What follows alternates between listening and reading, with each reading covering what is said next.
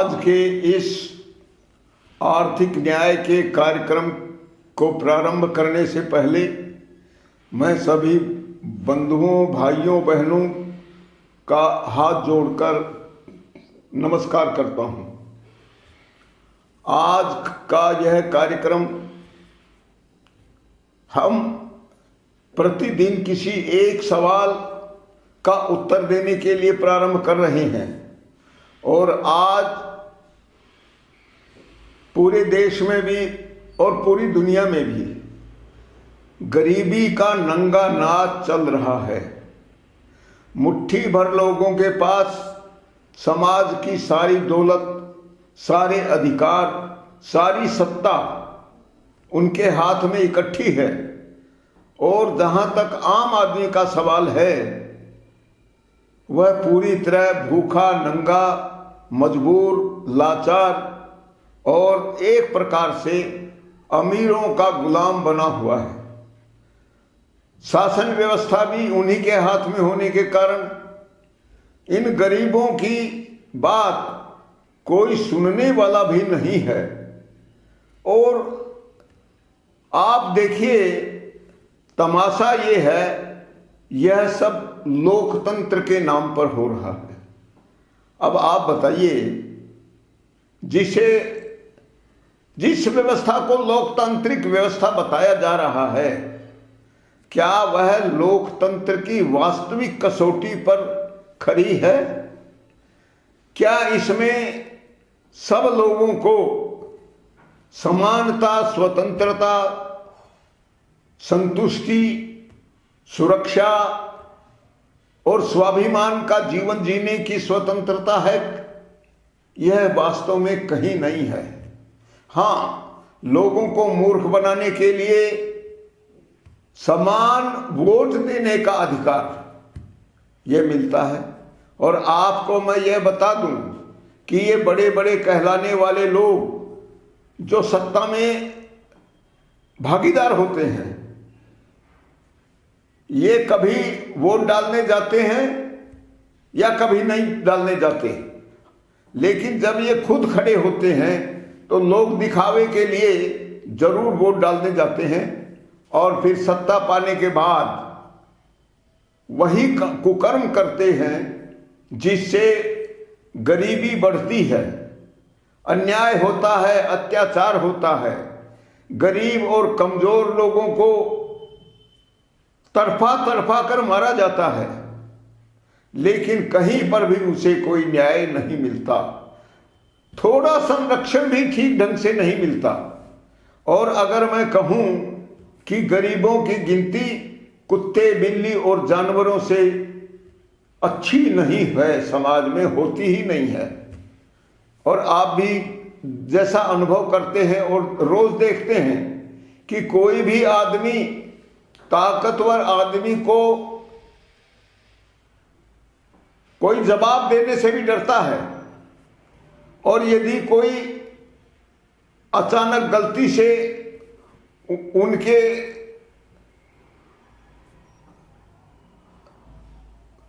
उनका शिकार हो जाता है तो अब वह अमीर आदमी, मजबूत आदमी चाहे किसी गरीब को दया के कारण जो भी राहत दे दे, लेकिन यदि वह कुछ भी न दे तो गरीब को कुछ भी नहीं मिलेगा। वह कहीं भी जाए, उसे रोते हुए आदमी को बचाने वाला भी, सांत्वना देने वाला भी कोई नहीं होगा। तो यही सवाल उठता है कि भयानक गरीबी का कारण क्या है और इसका समाधान क्या है। यह एक सीधा साधा लोकतांत्रिक सवाल भी है और मानवतावादी समाज भी वही है। इसमें जहां तक कारण का सवाल है, इस बात को आप थोड़ा गंभीरता से समझिए, क्योंकि यदि आपने कारण को नहीं समझा तो फिर समाधान वह भी आपकी समझ में नहीं आएगा। इसलिए मैं इसके कारण के आधार पर बात करता हूं। मैं आपकी सहूलियत के लिए भारतीय संविधान से शुरू करूंगा। तो आप लोगों में से अनेक लोग मानते हैं कि भारत का संविधान बहुत अच्छा है, यह वास्तव में दुनिया का सर्वश्रेष्ठ संविधान है, लेकिन ऐसा होता तो आप बताइए भारत बहुत संपन्न और खुशहाल क्यों नहीं होता? इस देश का प्रत्येक नागरिक प्रसन्न और संतुष्ट क्यों नहीं होता? लोगों में परस्पर विश्वास, सद्भाव, प्रेम, आत्मीयता और वास्तविक आधार पर पारिवारिक जैसे संबंध क्यों नहीं बनते? यह सीधा साधा प्रश्न है। इसके लिए कोई बहुत ज़्यादा सोचने विचारने की जरूरत भी नहीं है, लेकिन मैं चाहूँगा कि आप खुद उस विषय पर सोचें। तो इसलिए ये इसका कारण क्या है? देश के संविधान के आधार पर कारण क्या है? तो मैं कहूँगा कि देश में संविधान का शासन है, उसकी व्यवस्था जो कुछ कहती है उसके अनुसार शासन चलता है। लेकिन यदि संविधान ही गलत हो तो फिर तो सब गलत हो जाएगा। और अगर भारत में यह भयानक आर्थिक असमानता है, समाज के मुट्ठी भर लोगों के पास समाज की सारी अधिकांश संपत्ति है, तो फिर आम आदमी के पास कहां से अच्छी स्थिति बनेगी? क्योंकि मूल रूप से लोकतंत्र में हर व्यक्ति को प्राकृतिक संसाधनों पर समान जन्मसिद्ध अधिकार होना चाहिए। हर व्यक्ति को समान अधिकार की यह सोच अगर किसी व्यवस्था में नहीं है तो वह कभी भी ना तो लोकतांत्रिक हो सकता है और न वह कभी भी गरीबी को समाप्त करने का आधार बन सकता है। इसलिए मैं इसी आधार पर इस देश के संविधान में क्या प्रावधान होना चाहिए ताकि देश का एक भी व्यक्ति गरीबी से दुखी न हो और वह पूरी तरह स्वतंत्रता का, सम्मान का, सहजता का जीवन जिए और उस किसी भी बात को लेकर वह असंतुष्ट न हो। कोई भी व्यक्ति निराशा का जीवन जीने के लिए मजबूर न हो और अपराध का रास्ता पकड़ने के लिए भी उसे मजबूर नहीं होना चाहिए। क्योंकि अगर हम अपराध मुक्त समाज की कल्पना करते हैं तो उसमें प्रत्येक व्यक्ति की संतुष्टि यह अनिवार्य है और प्रत्येक व्यक्ति की संतुष्टि के लिए न्यायपूर्ण अर्थव्यवस्था का होना जरूरी है। व्यवस्था का आधार अगर न्यायपूर्ण अर्थव्यवस्था नहीं है तो वह कभी भी समाज के लिए सुखदायी, आनंददायक नहीं हो सकती। यह मैं स्पष्ट रूप से कहना चाहता हूं। इसलिए सबसे पहले भारत के दायरे में अगर हम बात करें तो भारत के प्रत्येक नागरिक को जन्म से मृत्यु तक समान संपत्ति का अधिकार होना चाहिए। समान संपत्ति का अधिकार, क्योंकि संपत्ति ही यही प्राकृतिक संसाधन है और इन्हीं के भरोसे, इन्हीं के बल पर सबका जीवन चलता है। अगर प्राकृतिक संसाधन उपभोग के लिए सब लोगों को उपलब्ध नहीं है तो उनका जीवन कभी भी सुखी और संतुष्ट रखने योग्य नहीं हो सकता। इसलिए हर व्यक्ति को यह जन्मसिद्ध अधिकार प्राप्त हो, इसके लिए क्या आवश्यक है? और आप एकदम बुद्धि के आधार पर विचार करें कि मैं सही बोल रहा हूं या गलत बोल रहा हूं। मैं चाहता हूं कि मैं अंधभक्ति को कभी प्रश्रय नहीं दूंगा और आप लोगों को भी ये मैं निवेदन करता हूं कि आप खुलकर अपनी बात रखें और जब तक आपको बात गले से नीचे नहीं उतरे तो आप हाँ न मिलाएं। बार बार दूसरा प्रश्न, तीसरा प्रश्न, चौथा प्रश्न यह अवश्य करते रहें और मेरा प्रयास होगा कि अंततः आपको तर्कसम्मत, न्यायपूर्ण उत्तर मिले। तो उस दृष्टि से व्यवस्था का आधार क्या होना चाहिए? सारे प्राकृतिक संसाधनों पर सबका समान जन्म सिद्ध अधिकार है, तो किसी भी व्यक्ति का यह जन्म सिद्ध अधिकार कम या ज्यादा नहीं हो सकता, असमान बिल्कुल नहीं हो सकता। तो फिर क्या होगा? तो मेरा कहना यह है, प्रत्येक व्यक्ति को औसत सीमा तक संपत्ति का अधिकार होना चाहिए। हर व्यक्ति औसत सीमा तक अगर संपत्ति रखता है तो यह पूरी तरह न्यायपूर्ण है। लेकिन इसका अर्थ फिर यह भी होता है कि किसी भी व्यक्ति को औसत से ज्यादा संपत्ति का अधिकार नहीं होना चाहिए। तो आप सोचेंगे ये तो बड़ी जटिल पहेली है, ये कैसे संभव है? मैं कहता हूं यह बेहद सरल है। क्यों? क्योंकि अगर हम औसत संपत्ति अधिकार को सब लोगों का मूलभूत जन्म सिद्ध अधिकार स्वीकार करते हैं तो यह तभी संभव है जब औसत से ज्यादा संपत्ति पर किसी भी व्यक्ति को अधिक अधिकार प्राप्त न हो। तो फिर आपके मन में सवाल उठेगा, यह समान कैसे हो सकता है? तो मैं कहूंगा किसी भी व्यक्ति के ऊपर यह प्रतिबंध नहीं है कि इस औसत से ज्यादा संपत्ति न हो, लेकिन हर व्यक्ति को औसत से ज्यादा संपत्ति का मालिक नहीं माना जाना चाहिए, बल्कि उसके लिए उसे समाज का अधिक संपत्ति के लिए कर्जदार माना जाना चाहिए। तो हमारी समस्या हल। हर व्यक्ति अगर औसत से ज्यादा संपत्ति रखता है तो वह समाज का कर्जदार है, और जो समाज का कर्जदार है उस पर उसके साथ क्या व्यवहार होना चाहिए? समाज को ब्याज की दर से संपत्ति कर लेने का अधिकार होना चाहिए। इसलिए मेरा कहना यह है कि आज सारे सभी प्रकार के कर, जीएसटी हो चाहे आयकर हो या दूसरे तीसरे सीधे टेढ़े मेढ़े कोई कर नहीं हो, और केवल मुट्ठी भर अमीरों अर्थात जिनके पास औसत से ज्यादा संपत्ति है, केवल उन लोगों पर संपत्ति कर लगना चाहिए जो ब्याज की दर से अधिक संपत्ति पर लगे, और कोई कर होना ही नहीं चाहिए। न्याय की दृष्टि से उस प्रकार के किसी भी कर का होना समाज के लिए अन्यायपूर्ण है और अनेक विकृतियों को जन्म देता है। उसमें किसी प्रकार की भी गोपनीयता का अधिकार किसी को नहीं होना चाहिए। आप इस बात को बारीकी से समझ लीजिए।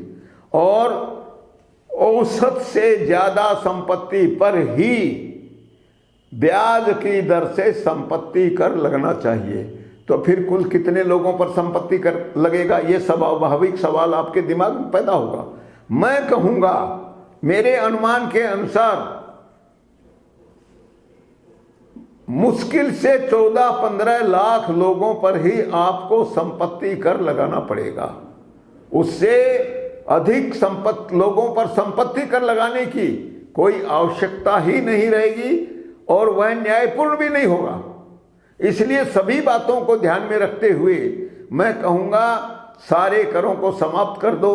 औसत सीमा से अधिक संपत्ति चाहे किसी के पास भी हो, वो संपत्ति कर लगा दो। और संपत्ति कर से जो राजस्व प्राप्त हो वह किसकी आय हुई? वह पूरे समाज की संपूर्ण आय हुई जो न्यायपूर्ण है। और इसीलिए इस आय के अनुसार आप बजट बनाइए, अपनी समाज की आवश्यकताओं के अनुसार बजट बनाइए, और अधूरा बजट बनाने की आपको आवश्यकता नहीं है, क्योंकि राशि इतनी ज्यादा होगी जिसकी आप कल्पना नहीं कर सकते। एक अनुमान के अनुसार मान लीजिए आप कि आज सारे करों से जो राजस्व इकट्ठा होता है उससे कम 10 गुना राजस्व इकट्ठा होगा। तो फिर घाटे का बजट बनाने की आवश्यकता कहां? घाटे की जरूरत समाप्त हो गई। तो बजट बनाइए पूरी आवश्यकता को ध्यान में रखते हुए, और उस बजट की राशि को सुरक्षित कर लीजिए। और जिसको देना है उसमें उसका आवंटन पूरे वर्ष या 2 वर्ष का जो भी है उसको उस एक मुश्त राशि का आवंटन कर दीजिए। और फिर जो बचे वह पूरे देश का शुद्ध लाभ होगा। तो शुद्ध लाभ पर हक किसका होगा, इस बात का विचार करिए आप। तो मैं कहूँगा इस शुद्ध लाभ पर पूरे समाज का समान अधिकार होगा। समाज का समान अधिकार अर्थात प्रत्येक व्यक्ति का समान अधिकार, लाभ में सबकी हिस्सेदारी बराबर, और सबके इस बराबर हिस्सेदारी को समान रूप से वितरित कर दिया जाना चाहिए। किसी प्रकार की धोखाधड़ी, चालबाजी, बेईमानी, नाटकबाजी कुछ करने की जरूरत नहीं है। उसमें आप आपात स्थिति के अनुसार, युद्ध की स्थिति के अनुसार, दुर्भिक्ष की स्थिति के अनुसार, अतिवृष्टि या किसी भी कारण से उनके लिए अनुमान के अनुसार निर्धारित राशि आप सुरक्षित रख सकते हैं, और यदि बचेगी तो अगले वर्ष के बजट में जुड़ जाएगी। यानी समाज को खोने के लिए कुछ नहीं है, और हर स्थिति में समाज सुरक्षित रखेगा हर व्यक्ति को। और इस तरह लाभांश जो बंटेगा प्रत्येक व्यक्ति को, मैं आपको कहना चाहता हूं कि एक अनुमान के अनुसार वह कम से कम 10,000 रुपये प्रति महीना, प्रति माह हर हालत में होगा। आपको यह विश्वास नहीं होगा, लेकिन जब हम इसके सभी पहलुओं को आपके सामने खोलेंगे तो पूरी तरह शीशे की तरह साफ सुथरी तस्वीर वो आपके सामने आ जाएगी, और आपको विश्वास हो जाएगा कि ये इतना लाभांश क्या है, इससे तो बहुत ज़्यादा लाभांश हमको मिलेगा, हो सकता है, लेकिन कम नहीं मिलेगा, इसकी मैं गारंटी दे रहा हूँ। मैंने 30 साल तक अध्ययन किया है, पूरी बारीकी से हर पहलू को देखा है और इस रहस्य को समझा है, और तब मैं यह समझ में आप आया है मुझे कि लोकतंत्र के नाम पर पूरा षड्यंत्र हो रहा है, और आज सारी दुनिया उसी षड्यंत्र का शिकार है। इस षड्यंत्र का नाम क्या है, यह भी आपके दिमाग में पैदा होता होगा। तो मैं कहूँगा इस षड्यंत्र का नाम लोकतंत्र के नाम पर पूंजीवाद है, और पूंजीवाद लोकतंत्र नहीं हो सकता। लेकिन पूरी दुनिया को धोखे में डालकर, पूरी मानवता के साथ विश्वासघात करके उसी को लोकतंत्र समझाया जा रहा है। और लोकतंत्र ऐसा जिसमें 90% लोग तो हैंड टू माउथ हैं, रोज जीने के लिए किसी तरह अपने परिवार का गुजारा करते हैं, उनको झूठ सच बोलना पड़ता है और तब जाकर उनका पेट भर पाता है। आप भी देखते होंगे कितने लोगों को बुढ़ापे में भारी सामान खींचते हुए हम रोज देखते हैं, आंसू भी आता है, लेकिन हमारे पास कोई समाधान नहीं दिखता।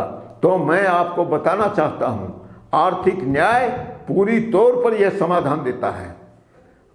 इस बात को और आगे बढ़ाता हूं ताकि आपको अधिकतम विश्वास आज के इस एपिसोड में दिला सकूं।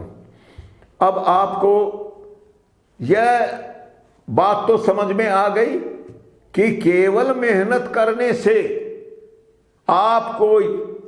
आपका हक नहीं मिल सकता। मैं मेहनत को रोकता नहीं हूं, आप पूरा पुरुषार्थ कीजिए, अधिक से अधिक कमाने का प्रयास कीजिए। मैं किसी प्रकार से किसी को कोई रोक टोक में विश्वास नहीं करता, लेकिन एक बात समझ लीजिए, किसी भी व्यक्ति को अपने धन को गोपनीय रखने का अधिकार नहीं है। मैं मानता हूं कि समाज में यदि व्यवस्था गोपनीयता के आधार पर चलती है तो यह समाज के साथ सबसे बड़ा छल कपट है। तो आप बताइए, आज हमारी व्यवस्था गोपनीयता के आधार पर चल रही है या पारदर्शिता के आधार पर? आपको समझ में आ जाएगा कि आज सत्ता की किसी छोटी से छोटी कुर्सी पर बैठा हुआ व्यक्ति पद और गोपनीयता की शपथ लेता है। एक भी पद ऐसा नहीं है, शक्तिशाली पद ऐसा नहीं है जिसमें पद की गोपनीयता की शपथ में दिलाई जाती हो। वह शपथ किस आधार पर दिलाई जाती है, किन शब्दों में दिलाई जाती है? तो आप जिस ईश्वर को मानते हैं, जैसे हिंदू अधिकांश गीता को मानते हैं, गीता पर हाथ रखवा कर संविधान की शपथ दिलाई जाती है। मुसलमान है तो कुरान के आधार पर दिलाई जाती है। ईसाई है तो उसे बाइबिल के आधार पर, या इसी प्रकार के और भी धर्म ग्रंथ जो हैं उन पुस्तकों पर हाथ रखकर आपको सत्य की शपथ दिलाई जाती है। लेकिन यह इससे बड़ी बेईमानी क्या होगी? क्योंकि आपको पालन करना है संविधान का, तो संविधान की पुस्तक क्यों नहीं रखते? आप सीखिए, इस बात को समझिए। आपको अगर न्यायालय में शपथ लेने के लिए कहा जाए, कोई भी शपथ लेने के लिए कहा जाए, तो आप सीधे कहिए व्यवस्था संविधान के अनुसार चलती है, मैं गीता की शपथ क्यों लूंगा, मैं कुरान की शपथ क्यों लूंगा? आप संविधान की पुस्तक रखिए और शपथ इसी के आधार पर लूंगा, और नहीं तो बिल्कुल शपथ लेने से इनकार कर दीजिए। मैं आपको विश्वास दिलाता हूं, आरंभ में हो सकता है कुछ बंधुओं को दुस्साहस करने के लिए कुछ परेशानी हो, लेकिन मैं यह भी कहना चाहता हूं कि इसके लिए जिस दिन समाज उठकर खड़ा हो गया, उस दिन इन झूठ और मक्कारी करने वालों को धरती का कोई कोना भी नहीं बचा सकेगा। मैं आपके साथ खड़ा हूं हमेशा इसी बात के लिए, और इसलिए अगर आप मेरी बात मानते हैं तो एक ही काम कीजिए। पहले वोट देने का जो अधिकार है, वोट देने का अधिकार, उसकी कलई अभी मैं नहीं खोलूंगा, आप अभी उसका पालन कीजिए और उसके अनुसार वोट किसको देना है यह आप तय करिए। मैं आपको सलाह देता हूं कि आप बाकी बातें भूल जाइए। आप औसत से ज्यादा संपत्ति अधिकार, इससे ज्यादा पर संपत्ति कर लगाइए, इसके ऊपर अपना अडिग विश्वास व्यक्त करिए, और जो यह मानने के लिए तैयार हो उसी व्यक्ति को, उसी प्रत्याशी को चुनावों में जिता कर भेजिए। चाहे वो लोकसभा की बात हो, वह राज्यसभा, उसकी विधानसभा की बात हो, या जो भी हो, क्योंकि मूल रूप से तो लोकसभा और विधानसभा यही इस व्यवस्था के प्रमुख निर्माता हैं। बाकी में सारे मतदाताओं की कोई भूमिका नहीं है, लेकिन इसमें यह भूमिका है और समान कही जाती है, समान है नहीं, ये मैं आपको बता दूं। शब्दों के चक्कर में मत आइए, अभी मेरी बात मानिए। और इसीलिए मैं कहता हूं सरल ढंग से व्यक्त करने के लिए कि गरीबी रेखा नहीं, अमीरी रेखा बननी चाहिए। यह जो विचार है उसके लिए ये दो पुस्तकें हैं, गरीबी रेखा नहीं, अमीरी रेखा, जो मेरे दाएं हाथ में है, और लाइन ऑफ वेल्थ, यह इसका अंग्रेजी अनुवाद है। आप में से कोई बंधु अगर इसका अध्ययन करना चाहें तो वह हमारे पते पर संपर्क कर सकते हैं, और रायपुर में सीधे आकर भी ले सकते हैं। जहां तक मूल्य की बात है, यह कोई खास बात नहीं है, उसके लिए आप चिंतित न हों। आप जैसा अपनी क्षमता के अनुरूप समझें, उसमें कोई दिक्कत आपको नहीं आएगी, लेकिन पुस्तक आपको मिलनी चाहिए, यह मुख्य बात है। और यदि आप इसका अध्ययन करेंगे तो मैं विश्वास दिलाता हूं कि आपको यह जो बात है समझने में कठिनाई हो सकती है, लेकिन जब आप उसे सिलसिलेवार विस्तार के साथ पढ़ेंगे तो आप इसको बिल्कुल हृदयंगम करने के लिए मजबूर हो जाएंगे। तो बंधुओं, आज अब इस एपिसोड का समापन करते हुए मैं आपसे यह कहूँगा कि गरीबी रेखा नहीं, अमीरी रेखा बननी चाहिए। और अमीरों, केवल अमीरों के ऊपर उनकी औसत से ज़्यादा संपत्ति पर ब्याज की दर से संपत्ति कर लगना चाहिए और उससे मिली हुई रकम से ही बजट का खर्च निकालकर शेष शुद्ध लाभ को पूरे समाज में प्रत्येक व्यक्ति को, यानी उसमें मतदाता की बात नहीं है, यह मूलभूत अधिकार है। आपको 18 साल तक अगर भूखा मारा जाए तो बाद में बचेगा क्या? कोई बच्चा ढंग से पोषण का अधिकार प्राप्त नहीं करेगा, शिक्षा का अधिकार प्राप्त नहीं करेगा, तो फिर क्या बनेगा? एक मूर्ख, एक कमजोर, अनाड़ी और विद्वताहीन व्यक्ति जो केवल किसी की गुलामी कर सकता है, मार खा सकता है और रोटी के लिए गिड़गिड़ा सकता है। 18 साल का होने तक वह विद्वान और बिल्कुल मजबूत संकल्प का व्यक्ति नहीं बन सकता। इसलिए यह अधिकार जन्म सिद्ध अधिकार होना चाहिए और हर व्यक्ति को जन्म से मृत्यु तक मिलना चाहिए। और यह अधिकार यदि मिल जाए तो यह पूरी गरीबी, बेरोजगारी, अभाव, अन्याय, शोषण जो आजकल ये जो प्राकृतिक संतुलन बिगड़ रहा है, वर्षा, पानी, धूप, हवा का, मिट्टी का स्वरूप बिगड़ रहा है, उन भी सारी समस्याओं का स्थायी हल होगा। फिर प्रकृति बहुत संतुष्ट, सुखी और भरपूर खुशियां बांटने वाली होगी और पृथ्वी पर कोई भी व्यक्ति अभावग्रस्त, दुखी और असंतुष्ट नहीं होगा और किसी के सामने भी अपराध का रास्ता पकड़ने की कोई लाचारी भी नहीं होगी। तो यह पूर्ण मानव अधिकार हुआ कि नहीं?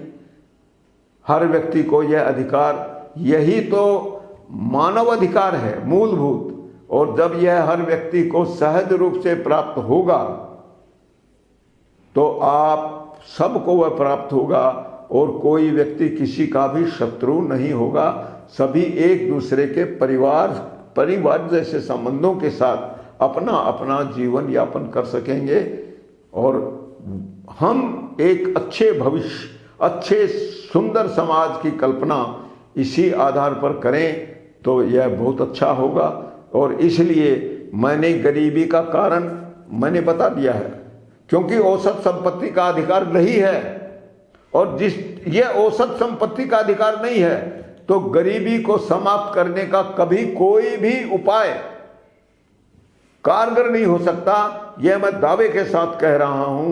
यह केवल लोगों को मूर्ख बनाने का हथकंडा हो सकता है, लेकिन मूलभूत औसत संपत्ति अधिकार के आधार पर जो लाभांश प्राप्त होगा वह प्रत्येक व्यक्ति को सहज रूप से प्राप्त होगा। फिर उसमें गरीब और अमीर का कोई भेदभाव नहीं होगा। यानी मैं समझाने के लिए, मुकेश अंबानी को तो लाभ का बराबर, वही आपके बराबर, मेरे बराबर हिस्सा मिलेगा, लेकिन उसके ऊपर लगने वाला टैक्स, लगने वाला कर अगर संपत्ति के आधार पर लगा तो फिर उसमें भारी अंतर होगा। मेरी गिनती तो किसी प्रकार का टैक्स नहीं देने वालों में होगी। आप में से भी 99% लोग ऐसे ही होंगे और केवल 1% लोगों से ही अगर ये सारा कर वसूला जाएगा तो फिर मुकेश अंबानी से भी वह भारी मात्रा में लगे होगा। लेकिन यहाँ पर कोई किसी को भ्रम नहीं हो।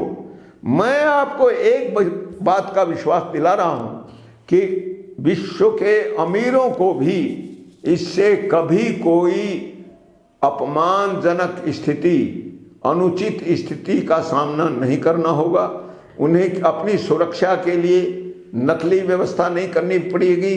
समाज का कमजोर व्यक्ति, हर व्यक्ति उन लोगों को हथेलियों पर रखेगा और अपने परिवार के सदस्य की तरह प्यार करेगा, और जब समाज की ही यह स्थिति होगी तो उन्हें मारने, उनको नुकसान पहुंचाने, उनको बददुआ देने की बात तो वैसे ही गायब हो जाएगी, और उनको वह आंतरिक आनंद प्राप्त होगा जिसकी आज वे कल्पना भी नहीं कर सकते। तो यह राष्ट्रवाद भी नहीं है, यह समाजवाद भी नहीं है, यह पूंजीवाद भी नहीं है।